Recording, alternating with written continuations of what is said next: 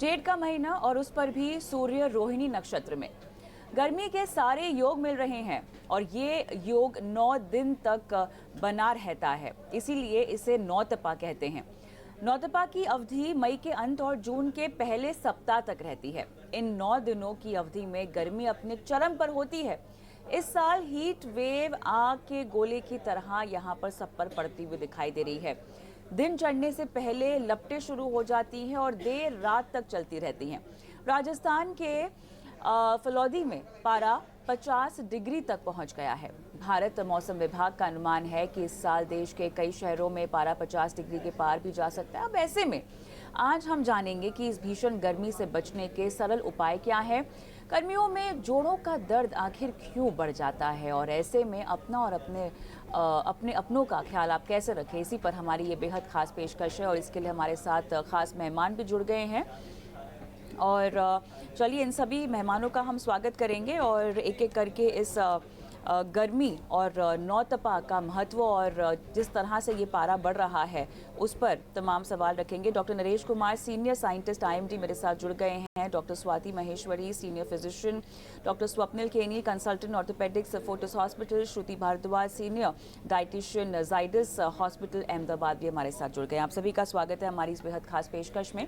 और डॉक्टर नरेश, आप ही के पास आऊँगी सबसे पहले, क्योंकि नौतपा की तो बात हो रही है, 9 दिनों की खास बात हो रही है जहां पर भीषण गर्मी जो है वो पड़ती हुई हमें दिखाई दे रही है। ये बताएं, ये जो हीट वेव है ये आगे और कितनी बढ़ सकती है सर? देखिए, जो अभी हीट वेव का स्पेल चल रहा है ऑलमोस्ट 2 वीक से चल रहा है। तो हमारा अनुमान है जो पीक कल था और आज भी थोड़ा गिरावट आने का अनुमान है, लेकिन फिर भी हमने नॉर्थ वेस्ट इंडिया में काफ़ी राज्यों में रेड अलर्ट दे रखा है, जैसे Punjab, Haryana, NCR, Delhi, waste Rajasthan, Uttar Pradesh, then Madhya Pradesh, specifically waste Madhya Pradesh. और इसके बाद अभी क्या लग रहा है कि जो हवाएं हैं वो ओरियन सी से आ रही हैं और एक वेस्टर्न डिस्टर्बेंस भी आ रहा है, और जिसके प्रभाव से जो टेम्परेचर्स हैं आज के बाद ग्रेजुअल फॉल होना स्टार्ट हो जाएंगे। इसलिए जो पीक हीट वेव था वो आज तक ही है, उसके बाद मैक्सिमम राज्यों में आज से कम होना स्टार्ट हो जाएगा। चलिए, आप कह रहे हैं कि मैक्सिमम राज्यों में ये हीट वेव कम होना शुरू हो जाएगी सर, लेकिन क्या इस हीट वेव को कम होने का हम मॉनसून के आगाज़ का एक संकेत भी क्या समझ सकते हैं? देखिए, अभी अगर मानसून की बात करें तो मानसून का अभी जो टाइम है हमारा केरला ऑनसेट के लिए है। अभी नॉर्थ वेस्ट इंडिया तो स्टिल टाइम है। तो अभी जो हमारा मानसून के रिलेटेड मान ये है कि आने वाले 24 घंटे में जब मानसून केरला में ऑनसेट हो सकता है। बाकी जैसे जैसे आगे प्रोग्रेस करते हैं हम एक वीक पहले बताते हैं, तो अभी तो इसके बारे में हम कोई कमेंट नहीं कर सकते कि नॉर्थ वेस्ट इंडिया का अभी लेकिन नॉर्थ वेस्ट इंडिया में जो वेस्टर्न डिस्टर्बेंस का प्रभाव से हल्का फुल्का रेनफॉल हो सकता है पंजाब, हरियाणा, जम्मू कश्मीर, हिमाचल, उत्तराखंड में और बाकी जगह। हाँ, इसके अलावा अभी जो हीट वेव एक स्पेल और ईस्ट इंडिया में भी आ रहा है, तो वहाँ में भी बिहार, जहाँ उड़ीसा, जहाँ झारखंड और इवन छत्तीसगढ़, वहाँ भी आने वाले 2-3 दिनों में हीट वेव सिनेरियो रहेगा, लेकिन इतनी सिवियरिटी नहीं रहेगी जैसे नॉर्थ वेस्ट इंडिया में है। ऑलराइट, तो ये जो हीट वेव कम होने की बात आप कह रहे हैं, ये पारा कितने तक कम होगा सर? क्या हम बहुत भारी कमी देखेंगे गर्मी में, या आपको लगता है कि थोड़ी राहत भले मिल सकती है, जहां पर एक गुंजाइश थी कि 50 डिग्री के पार जा सकता है, उससे थोड़ी सी राहत मिलेगी लेकिन गर्मी बरकरार है, ऐसा कहेंगे क्या? ना, ऐसा है कि आज के लिए तो ऑलमोस्ट वैसा ही रहेगा, थोड़ा सा 1-2 डिग्री का फॉल हो सकता है, लेकिन उसके बाद जो हमारा अनुमान ये है कि ये ग्रेजुअली पूरा नॉर्थ वेस्ट इंडिया में 2 से 4 डिग्री टेम्परेचर गिर जाएंगे। और फिर पॉसिबिलिटी यही है कि आज के बाद 5वें दिन की बात करें तो हीट वेव ये पंजाब, हरियाणा, इवन राजस्थान में अवेट भी हो सकती है, लेकिन फिर भी जो सच में सबसे गर्म महीना होता ही है, तो टेम्परेचर 40 प्लस या 42-43 रहने का अनुमान तो वो चलता ही रहता है। तो जो अभी आपने इलाके मेंशन किए, वहाँ पर मॉनसून के आगमन को लेकर किस तरह का प्रेडिक्शन है? क्योंकि हम जानते हैं कि जो तटीय इलाके हैं, केरल हो गया और बाकी सब जगहों पे तो जून के फर्स्ट वीक में सामान्य मॉनसून आने की आशंका जताई जा रही है, संभावना जताई जा रही है, लेकिन बाकी तमाम इलाकों को लेकर फिलहाल क्या अनुमान आप बता सकते हैं सर? देखिए, अगर मानसून का जो हमारा प्रेडिक्शन यही है कि जहाँ भी जो मानसून है सामान्य ही रहने का अनुमान है, जो सामान्य से ज़्यादा ही रहने का अनुमान है। वो तो अभी पूरा लॉन्ग पीरियड है, जून से लेके अगर आप पूरा सितंबर तक की बात करें तो। लेकिन अभी जब आएगा कब, उसके लिए हमें वही है कि हम ग्रेजुअली जैसे जैसे प्रोग्रेस करता जाता है, जैसे 24 आवर्स मोस्ट प्रोबेबली कल केरला को ऑनसेट करेगा, फिर आगे हम आगे बताएंगे कि कितने राज्य आगे कवर करेंगे। ये हम वीक टू वीक बताते हैं। बिल्कुल। फिलहाल अल नीनो के कमज़ोर पड़ने का और ला नीनो के मजबूत होने का कोई संकेत मिल रहा है आपको सर? हाँ, वही हमने प्रेस रिलीज में भी यही इशू किया था, जो ग्रेजुअली अल नीनो फैक्ट है, कमज़ोर हो रहा है। तो वो हमने अपने जो प्रेस रिलीज अभी इससे पहले हम जनरली महीने के आखिर डे में, जहाँ फर्स्ट डे में जैसे अभी हमने इशू किया, उसमें भी हम यही इंडिकेट करते हैं। अभी ला नीनो का स्लोली जब पिकअप करेगा, और स्पेसिफिकली मानसून सीजन में तो ला नीनो का इफेक्ट होने का हाई प्रोबेबिलिटी है ही है। सर ला नीनो जब भी होता है तो क्या हम उस दौरान बहुत भारी वर्षा देखते हैं? क्या ज़रूरत से ज़्यादा बारिश भी हो सकती है? बाढ़ जैसे हालात भी क्या ला नीनो के समय अमूमन बनते हुए दिखाई देते हैं हमें? देखिए, ये आप वन टू वन रिलेशन तो नहीं कहते, लेकिन जनरली लानिनो ईयर्स में जो मानसून है वो सामान्य से ज़्यादा होने की प्रोबेबिलिटी काफ़ी ज़्यादा हाई रहती है। चलिए, नरेश जी बहुत बहुत धन्यवाद, आपने समय निकाला और इतने विस्तार से हमसे बातचीत की और बताया। अनुमान के तहत अच्छी खबर ये है कि 50 डिग्री तक जो पारा जा रहा है, वहाँ से थोड़ी सी राहत 2 से 4 डिग्री की कुछ इलाकों में हमें ज़रूर आने को देखने को मिल सकती है, लेकिन पूरी तरह से राहत मिलेगी ऐसा भी नहीं कहा जा रहा है। तो इस चर्चा को आगे बढ़ाते हैं और बाकी पैनलिस्टों से बात करते हैं हम। डॉक्टर स्वप्निल, क्लियरली नौतपा का जो असर है वो बहुत ज़्यादा पड़ता हुआ दिखाई दे रहा है और तमाम राज्यों में तो हमने देखा ही है कि हीट वेव का आना शुरू हो चुका है और भले ही वो ऐसे इलाके हों जहाँ पे भीषण गर्मी हो रही हो या ऐसे इलाके हों जहाँ पर गर्मी के साथ ह्यूमिडिटी भी बहुत ज़्यादा हो, परेशानी सबको हो रही है। और क्योंकि नौतपा एक ऐसा समय है जहाँ पर हम मई के अंत में से लेके जून के पहले हफ्ते तक का इसका असर देखेंगे। इसमें भीषण गर्मी का प्रकोप और बहुत सारी शिकायतें हड्डियों को लेकर, मांसपेशियों को लेकर आती हुई दिखाई दे रही है। शायद डिहाइड्रेशन एक बहुत बड़ी वजह है जो सामने भी आ रही है। कैसे देखते हैं आप इसको? सो बिल्कुल सही कहा आपने, क्योंकि जब हम बाकी सीज़न की बात करें और जब हीट बढ़ जाती है या समर्स काफ़ी तापमान काफ़ी हाई रहती है, तो डिहाइड्रेशन के काफ़ी केसेस हमें दिखाई पड़ते हैं। डिहाइड्रेशन का असर तो वैसे जनरल बॉडी, पूरे बॉडी पर भी पड़ता है, लेकिन उसका एक खास असर हड्डियों पे और जोड़ों की स्ट्रेंथ पर भी दिखाई पड़ता है। काफ़ी दफ़ा, क्योंकि हम जानते हैं कि पानी जो है, ये काफ़ी इम्पोर्टेंट एलिमेंट है अपने जॉइंट के काफ़ी एलिमेंट्स में। हम जो जॉइंट के फ्लूइड की बात करते हैं, जो एक लुब्रिकेशन का काम करती है। फिर जो कार्टिलेज हम जिसे कहते हैं, जो एक हड्डियों के एंड पर एक स्मूथ लेयर होती है, जो जोड़ों को स्मूथ रखती है, फ्लेक्सिबल रखती है। उस एक स्पंज की तरह काम करती है, एक शॉक अब्ज़ॉर्प्शन की तरह काम करती है जोड़ों में। तो इसका भी एक एलिमेंट ऑलमोस्ट 60-70% के ऊपर एक का एलिमेंट केवल पानी है।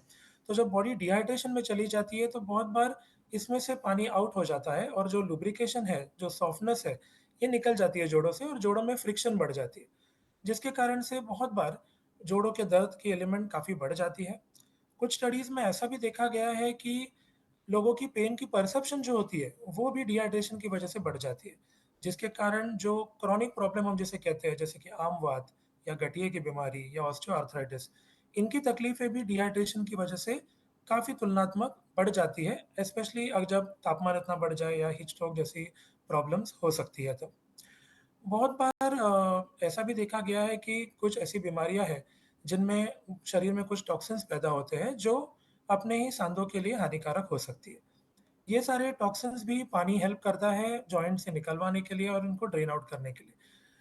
तब डिहाइड्रेशन की सिचुएशन में सारी जो टॉक्सिक मटेरियल्स है, ये जॉइंट में जमा रहती है, जिसके कारण भी पेन, दर्द, मूवमेंट का कम होना, नाइट पेन्स, ये सारी तकलीफ बढ़ सकती है और ये काफ़ी हम देखते हैं इस सिचुएशन में जब टेम्परेचर काफ़ी हाई होती है। बिल्कुल। डॉक्टर स्वाति, अब क्योंकि हम नौतपा की बात कर रहे हैं और बताया यहाँ पर आईएमडी के साइंटिस्ट जी ने भी कि अब आने वाले समय में जो है हम मानसून की भी शुरुआत देखेंगे और पारा कम भी होगा। फ्लक्चुएशन बहुत ज़्यादा है देखिए वेदर में। कुछ जगह पर हम देख रहे हैं कि भीषण गर्मी है, तापमान ऊपर पहुँच रहा है, हाई एकदम उच्चतम स्तर पे। कुछ जगहों में हम देख रहे हैं कि बहुत ज़्यादा हवाएं चल रही हैं, आंधी तूफान जैसा माहौल भी है, ख़ासतौर से तटीय इलाकों में अगर हम देखें स्वाति। तो ओवरऑल आपकी सेहत पर किस तरह से इम्पैक्ट पड़ रहा है? डॉक्टर स्वप्निल ने काफ़ी बेहतर तरीके से समझाया कि कैसे गर्मी का असर पड़ता है, लेकिन नरम गर्म जो तापमान हो रहा है वहाँ पे सर्दी जुकाम जैसे मामले भी सामने अब आते हुए दिखाई दे रहे हैं। तो वेदर की फ्लक्चुएशन हमेशा आपकी हेल्थ पर इम्पैक्ट करती है। डॉक्टर स्वाति।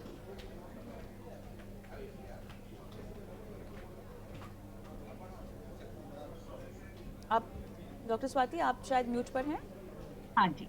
जैसे-जैसे देखिए हम देखते हैं कि जब बहुत ज़्यादा वेदर फ्लक्चुएशंस होते हैं, तो हमारी इम्यूनिटी पर भी उसका बहुत असर पड़ता है। अगर आप तो जैसे एकदम से बाहर एसी में निकले या एकदम से चिल्ड पानी पिया गर्मी से आकर के, तो ये सब चीज़ें फिर धीरे-धीरे हमें सर्दी-खाँसी की तरफ लेकर के जाते हैं और वहीं वेदर फ्लक्चुएशंस की वजह से जो बाहर खाना मिलता है या घर में जो हम खाना बना रहे हैं, वो भी जल्दी खराब होता है। तो फूड पॉइज़निंग के केसेज़ जो हैं, ऐसी स्थिति में बहुत ज़्यादा आते हैं सामने।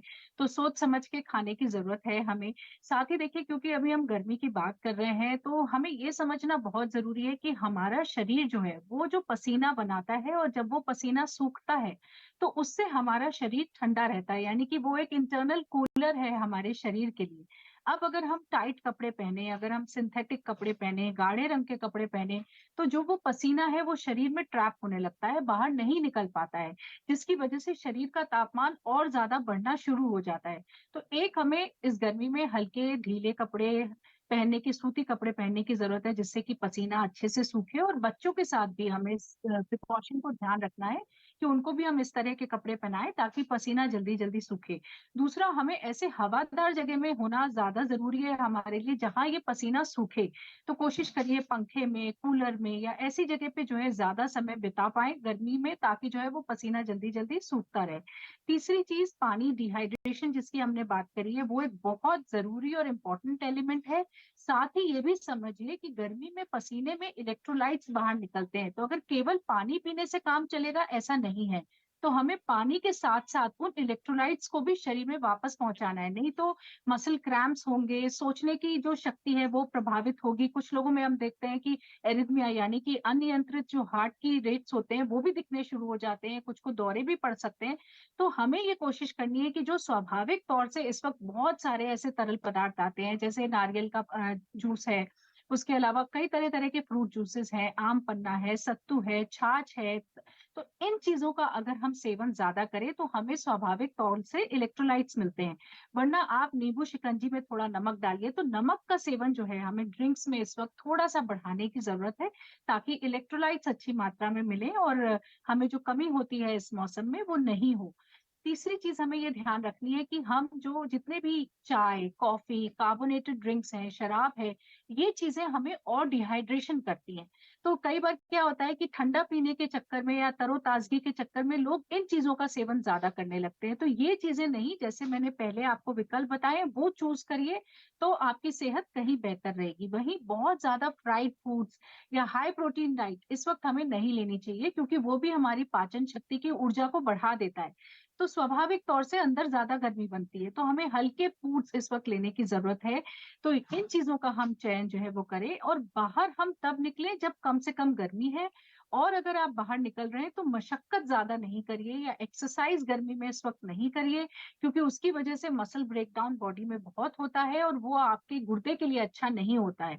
इसलिए जो अर्ली संकेत हैं जिन्हें हम बोलते हैं जैसे कि जी मिचलाना, सर दर्द होना या चक्कर जैसा लगना या किसी को ऐसा लगना कि उल्टियाँ हो रही हैं या धड़कन बहुत बढ़ रही है या ठीक से सोच समझ नहीं पा रहे हैं, तो ये सब चीज़ें जो हैं ये शुरुआती लक्षण हैं जो इस तरफ आपको एक संकेत देते हैं कि पानी की इलेक्ट्रोलाइट्स की शरीर में कमी हो रही है, कहीं ठंडी जगह पे बैठें और इन चीज़ों का सेवन करें, तब आगे बढ़ें, तो आप जो है ज़्यादा आसानी से इस वक़्त को काट सकते हैं और अगर किसी को आप देखें कि ज़्यादा दिक्कत हो रही है, तो उस वक़्त हमें बहुत एग्रेसिव होने की ज़रूरत है, यानी कि उस वक़्त हमें जल्दी से बॉडी के टेम्परेचर को डाउन करना होता है। तो बर्फ़ जो है वो हमें अच्छे से गर्दन पर लगाएँ, बगल में हम लगाएँ, जो हमारे नीचे के प्राइवेट पार्ट्स होते हैं, उनके आस-पास जो है हमें अच्छी मात्रा में बर्फ़ या ठंडा पानी लगाना चाहिए। अपने सर पर अच्छी मात्रा में ठंडा पानी या ठंडा कपड़ा वग़ैरह रखें, हवा करें ऐसे व्यक्ति को अच्छे से, ताकि जो बॉडी का टेम्परेचर है वो जल्दी से डाउन हो। और अगर कोई हमें लगता है कि गफलत की हालत में है या बेहोश हो रहा है, तो हमें तुरंत उनको अस्पताल लेकर जाने की ज़रूरत है, ताकि जो है उनके बॉडी के टेम्परेचर को जल्दी से जो है नीचे डाउन किया जा सके और आने वाले कॉम्प्लिकेशन से उनको बचाया जा सके। ऑलराइट, श्रुति, यहाँ पर डाइट में और किन-किन बातों का ख्याल रखना होगा फिर? सो जैसा कि हम पानी की सब बात कर रहे हैं कि डिहाइड्रेशन से वी हैव टू, हमें ज्यादा से ज्यादा वाटर इनटेक ध्यान रखना है। बट पानी कितना होना चाहिए, ये एक बहुत लोगों का एक आम क्वेश्चन होता है कि हम कितना पानी पिए। तो आइडियली 2.5 to 3 लीटर्स एक हमारा आइडियल फ्लूइड इनटेक हमारे पूरे दिन में होना चाहिए। वो आपका इंक्रीज आप कर सकते हैं। वन कैन एग्जामिन कि आपके, अगर आपको लगता है बहुत dark urine, yellow colour urine आपको लग रहा है आ रहा है, तो इट शो डिहाइड्रेशन, तो आप उस हिसाब से अपना वाटर इनटेक बढ़ा सकते हैं। जनरली समर्स में क्या होता है, बहुत ज्यादा फ्लूइड लेने की वजह से जो हमारा एक नॉर्मल एपेटाइट होता है वो कम हो जाता है यूजुअली, बिकॉज वी, हमें बहुत फुलनेस रहती है। तो उसके साथ ये भी ध्यान रखना है फ्लूइड्स के साथ कि हम कुछ ना कुछ वी टेक, हम थोड़ी थोड़ी देर पे कुछ हल्का जैसे फ्रूट्स ले सकते हैं।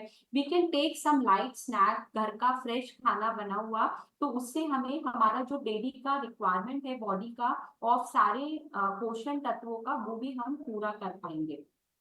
जैसा डॉक्टर स्वाति ने मेंशन किया कि इलेक्ट्रोलाइट्स बहुत इंपॉर्टेंट है, डेफिनेटली हमें वाटर इनटेक के साथ coconut water, butter milk, lemon water, ये सब हमारी डाइट में शामिल करना चाहिए। लेकिन ये भी ध्यान रखना है कि बहुत जो हाई सॉल्टी फूड्स होते हैं, पैकेट्स वाले बहुत बाहर के जो आइटम्स होते हैं, वो लेने से it can also cause dehydration. तो आप घर का fresh lemon water, coconut water, आप सॉल्ट लो, बट जो पैकेट्स वाले आइटम्स हैं वो हमें थोड़ा सा उसको कम कंज्यूम करना है। फिजिकल एक्टिविटी आप डू, आपकी बॉडी टेंडर है मॉर्निंग इवनिंग वॉक के लिए।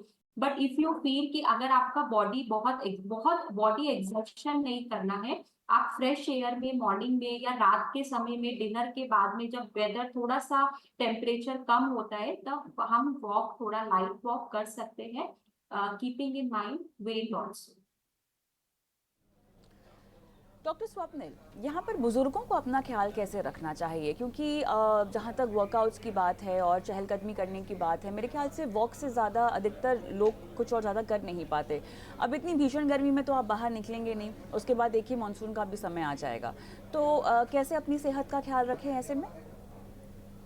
सो बुजुर्गों में, क्योंकि अभी तो even at the age of 60 लोग काफ़ी फिट रहने की कोशिश करते हैं, एक्सरसाइज करने की कोशिश करते हैं, जिम करने की कोशिश करते हैं। तो उनके लिए यही सजेशन होगा कि जैसे डॉक्टर श्रुति और डॉक्टर स्वाति ने भी बताया कि आपको टेम्परेचर के हिसाब से अगर आपको वॉक वगैरह भी करनी है, रेगुलर वॉक अगर आप करते हो, I think that is advisable. लेकिन आपको वॉक तब करनी चाहिए जब बाहर का तापमान एक्सेसिबल हो, कंफर्टेबल हो। साथ में आपको आपके fruits, diet and water intake, सारी चीज़ों पे ध्यान देनी है, क्योंकि बहुत बार यही सिचुएशन होती है कि हमने देखा है कि लोग एक्सरसाइज तो करते हैं, लेकिन अपने साथ कभी वाटर बॉटल या वाटर इनटेक वगैरह उनकी इतनी एडिक्वेट नहीं होती। तो जब भी आप बाहर निकले घर से, तो एक सजेशन होगा कि आप वाटर बॉटल हमेशा कैरी करें। साथ में इलेक्ट्रोलाइट बैलेंस बहुत ज़रूरी है, क्योंकि एल्डरली जो लोग होती है, जो बुजुर्गों में काफ़ी देखा जाता है कि उनमें क्रैम्पीनेस, काफ के रीजन में, थाई के रीजन में हमेशा उनको क्रैम्पीनेस की तकलीफ रहती है। ये मसल क्रैम्पीनेस ज़्यादा बढ़ सकती है अगर आपको डिहाइड्रेशन और इलेक्ट्रोलाइट लॉस हो रही है। तो इन दैट सिचुएशन आपको आपका नमक का इंटेक, ऑब्वियसली आपके बाकी के जो बीमारियां हैं जैसे बीपी वगैरह हो, उन सब का ध्यान देखते हुए एक ऑप्टिमाइज सॉल्ट इंटेक आपको रखना चाहिए। फ्रूट्स इंटेक काफ़ी ज़रूरी होता है इस सिचुएशन में, और ये एल्डरली पॉपुलेशन और एजिंग पॉपुलेशन को मैं एडवाइस करूँगा कि आप फ्रूट जैसे कि वाटरमेलन हो, क्यूकम्बर हो, जिसमें काफ़ी अच्छी मात्रा में वाटर एलिमेंट रहती है, तो उसका सेवन आप बढ़ाएँ। क्योंकि साथ में एक 20% तो हमारे जो फूड हम लेते हैं, इसी से हमारी वाटर इंटेक आती है। तो वाटर के साथ-साथ ये जो फ्रूट इंटेक है या जो लेट्स जैसे हम जिसे कहते हैं, जिसमें काफ़ी मात्रा में वाटर कंटेंट होती है, ये सारी सब्जियों का अगर आप यूज़ थोड़ा बढ़ाएँगे अपने रेगुलर डाइट में, सो डेफ़िनेटली आपको क्रैम्पीनेस या डिज़ीनेस, जो चक्कर आने की तकलीफ़ है या बीपी हाई या लो होने का तकलीफ़ है बिकॉज़ ऑफ डिहाइड्रेशन, जो कि बुज़ुर्गों में ज़्यादा कॉमन होती है, तो ये उनको तकलीफ़ कम होगी। साथ में जो क्रैम्पीनेस की तकलीफ़ उनको आती है, लेग क्रैम्प्स वगैरह जो होते हैं चलने पर, उसके ऊपर उनको ध्यान देना चाहिए। फॉल की हिस्ट्री नहीं होनी चाहिए। काफ़ी हद तक जो बुज़ुर्गों में गिरने की मात्रा बढ़ जाती है, ये तब होता है जब आइदर बॉडी में इलेक्ट्रोलाइट इम्बैलेंस हो या बीपी उनका कम हो जाए। ये डिहाइड्रेशन के ही साइड इफ़ेक्ट या आफ्टर इफ़ेक्ट आप इन्हें कह सकते हैं। सो इन सब चीज़ों का ध्यान रखना है ताकि आप गिरे ना, ताकि उसकी वजह से आपको कुछ एक्सटर्नल फिज़िकल इंजरी भी ना हो। चलिए, तो बेहतरीन तरीके से आपको तीनों डॉक्टर्स ने बताया कि किस तरह से आपको ख्याल रखना चाहिए। बदलता मौसम भी है, एक तरफ हम देख रहे हैं गर्मी का प्रकोप है जो अगर कम भी हो जाए तब भी उतना कम नहीं होगा जितना आप चाहते हैं। ऐसे में अपनी सेहत के साथ-साथ अपने अपनों की भी सेहत का आपको ख्याल रखना है। एक सवाल जो कि मेरे ख्याल से छूट चुका है और डॉक्टर स्वाति, बच्चों की सेहत का भी बहुत ख्याल रखना होगा। बड़े तो समझते हैं कि गर्मी आ रही है, बढ़ रही है, मौसम बदल रहा है। बच्चों को ये सब बातें समझ में नहीं आती है। कहीं ना कहीं बड़ों की जिम्मेदारी होती है कि उनका ख्याल रखा जाए, उनके खान पान का ख्याल रखा जाए। क्या चीज़ें बच्चों को दें, क्या ना दें? बिल्कुल, बहुत अच्छा सवाल आपने किया है क्योंकि पेरेंट्स को इस वक़्त बहुत ज़्यादा सजग होने की ज़रूरत है। एक हमें बच्चों को मोटिवेट करना है कि वो पानी और तरल पदार्थ जैसे अभी हम बात कर रहे थे, उन सब का सेवन जो है वो बढ़ाना है और बच्चे अपने आप से ऐसा नहीं करते हैं तो थोड़ा-सा जो पेरेंट्स हैं उनको बच्चों को बार-बार रिमाइंड करने की ज़रूरत है। बाहर से खेल कर के आएँ तो उनको ठंडे पानी से हाथ-पैर धुलवाएँ उनके, साथ में उनको तरल पदार्थ इस तरह के लेने के लिए दें। उससे बच्चों का जो फ्लूइड इनटेक है दिन भर का, वो थोड़ा-सा मेंटेन करने की इस वक़्त हमें ज़रूरत है, ताकि वो सही रहे। दूसरा उनको कपड़े जो हैं वो सही पहनाने की बहुत ज़रूरत है कि हल्के ढीले रंग के कपड़े जो होते हैं वो उनको हम पहनाएँ ताकि उनका पसीना अच्छे से सूखे। साथ ही जो मौसमी फल और सब्जियाँ इस वक़्त आते हैं, जिसका अभी सब ज़िक्र भी कर रहे थे, वो जो है कुदरत की तरफ से ही हमें ऐसे मिलते हैं जिनमें पानी की मात्रा बहुत अच्छी होती है, इलेक्ट्रोलाइट्स बहुत अच्छे होते हैं, तो उनका सेवन इस वक़्त हमें बढ़ाने की ज़रूरत है। तो तरह-तरह के जूस आप बच्चों के लिए बना सकते हैं, तरह-तरह के शेक्स बना सकते हैं, स्मूदीज़ बना सकते हैं इस वक़्त आप बच्चों के लिए। तो इन चीज़ों का सेवन जो है बच्चों को हमें ज़्यादा कराने की ज़रूरत है। वहीं जो ऐसे नवजात शिशु हैं जो कि माँ का दूध सेवन कर रहे होते हैं, उनको भी आपको ये ध्यान रखना है कि ज़्यादा जल्दी फ्रीक्वेंसी पर उनको दूध पिलाने की ज़रूरत होती है ऐसी स्थिति में क्योंकि उन बच्चों को हम पानी नहीं दे सकते हैं। तो माँ का दूध ही उनका बढ़ाने की ज़रूरत है और ऐसी जो महिलाएँ हैं जो बच्चों को दूध पिला रही हैं, उनको भी गर्मी में ज़्यादा पानी पीने की ज़रूरत है। अगर आप कम पानी पिएँगे तो आपका दूध अच्छी मात्रा में नहीं बनेगा। तो इसलिए उनको भी अपना पानी का इंटेक अच्छे से बढ़ाने की ज़रूरत है। साथ ही आप इस बात का ध्यान रखें कि अगर बच्चे जो हैं कम पेशाब कर रहे हैं या बच्चों के आँसू जो हैं वो उतने अच्छे नहीं आ रहे हैं, ड्राई आ रहे हैं या बच्चे बहुत क्रैंकी हो रहे हैं, इरिटेबल हो रहे हैं, तो ये भी लक्षण होते हैं कि बच्चों में डिहाइड्रेशन हो रहा है। तो इन चीज़ों की तरफ लगातार अपना ध्यान रखें और बच्चों को ज़्यादा गर्मी में बाहर निकलने नहीं दें। ऐसा वक़्त उनके लिए तय करें जब वो थोड़ी-सी गर्मी कम हो, तब वो लोग बाहर जो है अच्छे से खेल सकते हैं और लगातार लंबे समय तक बाहर नहीं खेलने दें। ये भी हमने देखा है कि जब बहुत लंबे समय तक बच्चे बाहर खेलते हैं, बीच में ब्रेक्स नहीं लेते हैं, तो ऐसी स्थिति में डिहाइड्रेशन ज़्यादा होता है। तो इस वक़्त जो है कुछ ऐसी चीज़ों का हम अगर ध्यान रखें और दिन में अगर उन्हें हम थोड़े ठंडे वातावरण में रखें, एसी में रखें, कूलर में, फैन्स में, तो जो है बच्चों का टेम्परेचर रेगुलेशन ठीक रहता है, अच्छा रहता है और आसानी से बस इस बात का ज़रूर ध्यान रखें कि हमने अक्सर ये देखा है कि बच्चे बाहर से खेल कर के आते हैं, सीधे फ्रिज खोलते हैं और चिल्ड पानी का सेवन करते हैं या चिल्ड ड्रिंक्स लेते हैं। ये बहुत खतरनाक है, इससे बच्चों को जल्दी से बहुत जल्दी सर्दी, खाँसी, ज़ुकाम होता है। ये आप अवॉइड करें तो कुछ मिक्स करके उस वक़्त हमें देना चाहिए यानी कि आधा ठंडा, आधा गरम इस तरह की आदत हमें उन्हें डालने की ज़रूरत है कि बहुत चिल्ड चीज़ें जो हैं एकदम से जब टेम्परेचर फ्लक्चुएशन होता है, तो वो हमें नुकसान देती हैं। तो इसका ध्यान रखें और बड़े-बुजुर्गों में एक बहुत ज़रूरी चीज़ है कि इस समय पे फास्टिंग ज़्यादा नहीं करनी चाहिए। अक्सर हमने देखा है कि जो बड़े-बुजुर्ग फास्टिंग करते हैं इस टाइम पर, पानी भी ठीक से नहीं लेते, खाना भी ठीक से नहीं लेते, उनमें हम हीट स्ट्रोक बहुत देखते हैं। तो ये इस वक़्त हमें ध्यान रखने की ज़रूरत है कि इस टाइम हमें ज़्यादा फास्टिंग नहीं करनी है और अगर हम कर रहे हैं, तो हम सही मात्रा में चीज़ों का सेवन कर रहे हैं, तरल पदार्थ ले रहे हैं ताकि उसका दुष्प्रभाव हमारे ऊपर नहीं पड़े। ऑलराइट, चलिए मेरे ख्याल से चर्चा में समय मेरा समाप्त हो चुका है, लेकिन आप तीनों जुड़े, हमसे बातचीत की और दर्शकों का मार्गदर्शन किया कि कैसे इस भीषण गर्मी में अपना ख्याल रखें और आने वाले समय में जो मौसम बदलेगा उसमें कैसे खान पान से लेकर अपनी सेहत का आपको ख्याल रखना चाहिए। बहुत बहुत धन्यवाद आप सभी का इस खास पेशकश में शामिल होने के लिए। मुझे भी इजाज़त दें, नमस्कार।